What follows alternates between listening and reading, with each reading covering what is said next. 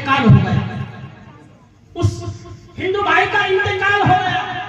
जब इंतकाल हो गया, उसके अहले अयाल ने, उसके खानदान वालों ने उसकी जब आरती को तैयार करके जब शमशान में ले जाके उसे जलाने की ये तैयार रख दिया, उस पे घी डाला गया, तेल डाला गया, चंदन की लकड़ी रखी गई।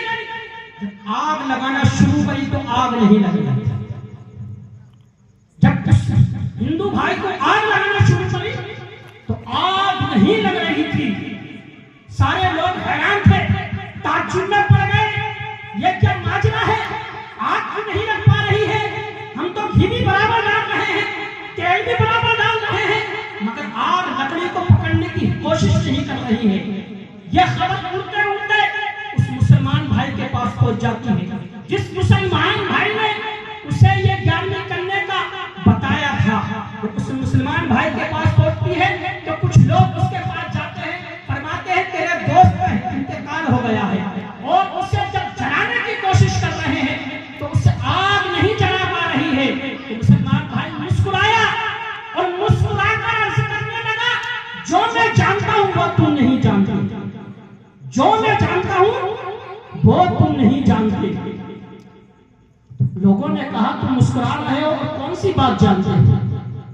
फरमाया जो जिसका इंतकाल हुआ है उसने चंद दिन पहले मुझसे गौसे आजम के बारे में सवाल किया था। मैंने उसे ज्ञानी के बारे में बताया था। उनने उसी दिन से अपने दिल में ये ठान लिया था कि जब भी ज्ञानी का दिन आएगा मैं गौसे आजम की ज्ञानी मनाऊंगा, मैं गौसे आजम की ज्ञानी मनाऊंगा। तो जो कादरी होता है उस पे जहन्नम की आग हराम हो जाती है, उससे आग कैसे जलाएगा? जो कादरी होता है उस पे जहन्नम की आग हराम हो जाती है, उससे आग क्या जलाएगी? फरमाते हैं जब उसकी सांसें हलक में अटक रही थी तो ख्वाब में गौसे आजम आए थे और फरमाया था, ए मुझे चाहने वाले, मेरी ज्ञानी बनाने वाले, तू कलमा पढ़ और मुसलमान हो जा। उसे कलमा पढ़ के मुसलमान कर देना।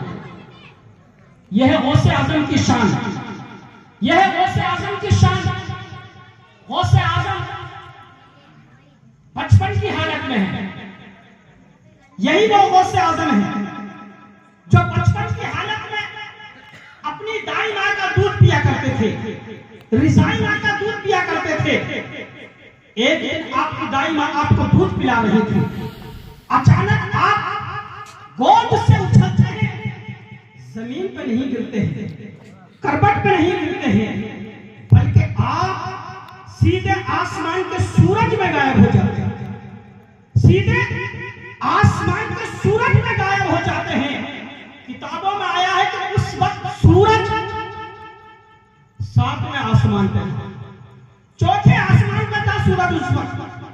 आज जो सूरज की हमें किरणें मिल रही हैं, आज जो सूरज की हमें लाइट मिल रही है, ये सूरज का रुख नहीं है, ये सूरज की पीठ है जो हम एक लम्हा तक देखने के लिए तैयार नहीं है। सूरज जब कयामत का दिन होगा, नफ्सी नफ्सी का आलम होगा, कोई किसी का पुरसहाल नहीं होगा, कोई किसी का मददगार नहीं होगा, यही सूरज उस वक्त सवा नेज़े पे आ जाएगा, सवा नेज़े पे आ जाएगा। उस वक्त सूरज की पीठ नहीं बल्कि सूरज का रुख जमीन की तरफ होगा।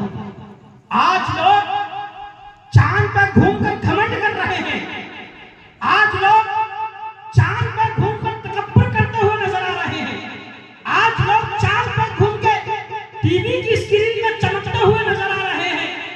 हजरत मोहतरम कहीं गौसे आजम है जो सूरज पे पहुंच जाया करते हैं।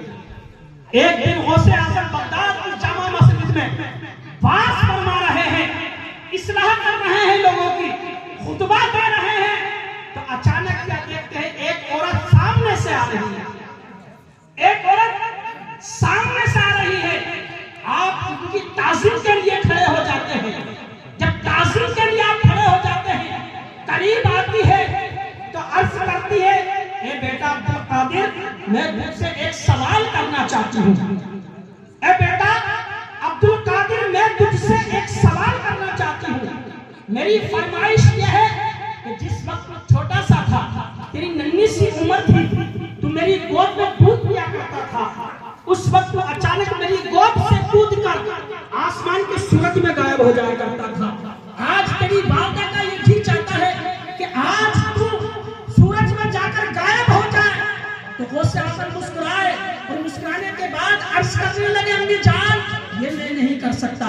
तो गौसे आज़म की वालदा ने फरमाया, ए बेटे अब्दुल कादिर, उस वक्त नन्ही सी उम्र में सूरज में गायब हो जाया करता था, अब तो तू जवान है, बता तेरे अंदर ताकत कम हो गई है या सूरज की ऊंचाई ज्यादा हो गई है। तो अब्दुल कादिर जिलानी ने फरमाया, ऐ अम्मी जान, उस वक्त मेरा बचपना था कि जिस वक्त में आपकी गोद से कूदकर आसमान के सूरज में गायब हो जाया करता था। अब मेरी जवानी है, अब मैं सूरज में नहीं बल्कि सूरज आपके बेटे के कदम में आकर सलाम करेगा। गौसे आज़म की शान है, बल्कि सूरज आपके बेटे के कदम में आकर सलाम करेगा। आज दुनिया चांद पर जाके फक्र करती है, आज दुनिया टीवी की स्क्रीन पे दिखाई दे जा रही है।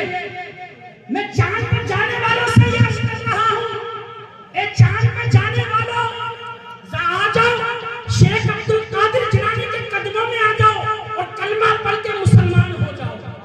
सुभान अल्लाह। ये वो वाहिद मज़हब है, ये वो वाहिद धर्म है जिसे मानने वाला, जिसका मानने वाला चांद पे नहीं बल्कि सूरज को अपने कदमों में बुला लेता है, जिसका मानने वाला चांद पे नहीं बल्कि सूरज को अपने कदमों में बुला लेता है।